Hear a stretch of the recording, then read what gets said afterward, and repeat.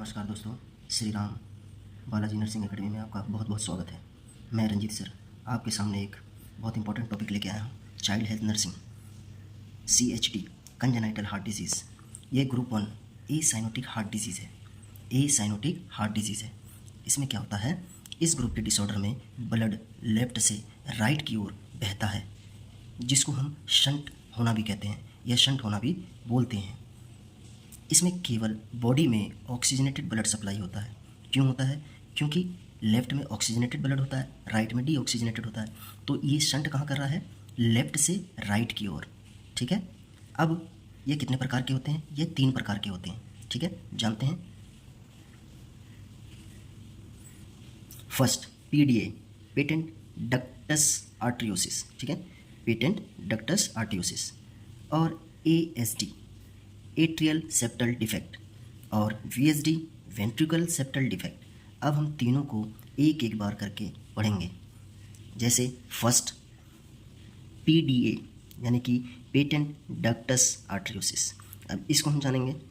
Pulmonary artery तथा aorta के मध्य अब नॉर्मल कम्युनिकेशन हो जाना, यानी कि पल्मोनरी आर्टरी जिसमें डीऑक्सीजनेटेड ब्लड होता है और अरोटा के मध्य अब नॉर्मल कम्युनिकेशन हो जाना, यानी कि एक अब नॉर्मल कनेक्शन हो जाता है, जिससे अरोटा से पल्मोनरी आर्टरी में ब्लड आने लगता है। इसमें ब्लड अरोटा के हाई प्रेशर से पल्मोनरी आर्टरी के कम प्रेशर की तरफ बढ़ता है।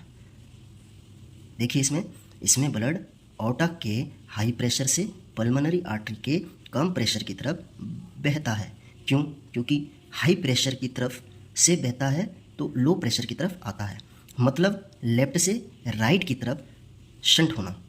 ठीक है, लेफ्ट से राइट की तरफ शंट होना। यह डिसऑर्डर प्री टर्म बेबी, जो कि 1.5 kg वेट से कम होने वाले बेबी में सामान्य रूप से पाया जाता है। फीमेल बेबी में अधिक कॉमन होता है। यह सभी CHD में 11% पाया जाता है।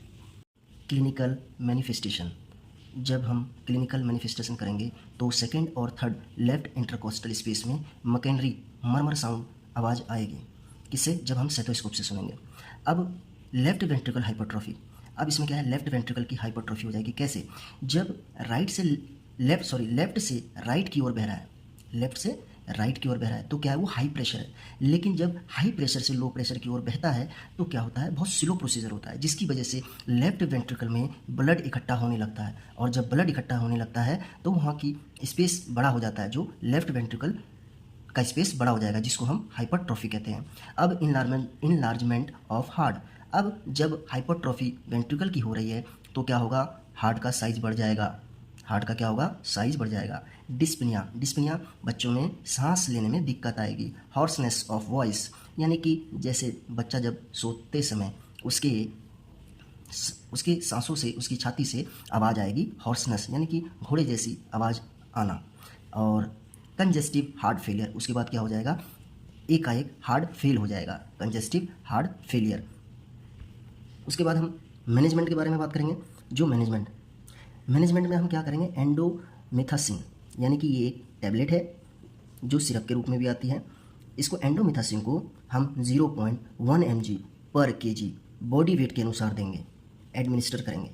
क्योंकि ये क्या करता है, प्रोस्टाग्लैंडिन को इनहिबिट करता है। एक जो प्रोस्टाग्लैंडिन है उसको इनहिबिट करता है। जो क्या कर प्रोस्टाग्लैंडिन क्या करती है, स्मूथ मसल्स को कॉन्ट्रैक्शन प्रदान करती है। अब क्या होगा, जब एंडोमेथासिन आप एडमिनिस्टर करेंगे तो प्रोस्टाग्लैंडिन इनहिबिट हो जाएगी, जिसकी वजह से स्मूथ मसल्स कॉन्ट्रैक्शन प्रदान होगा। और जब कॉन्ट्रैक्शन ज़्यादा होगा तो PDA को क्लोज कर देगा, यानी कि जो पल्मोनरी डक्टस आर्टरियोसिस बना है उसको क्या कर देगा, क्लोज कर देगा।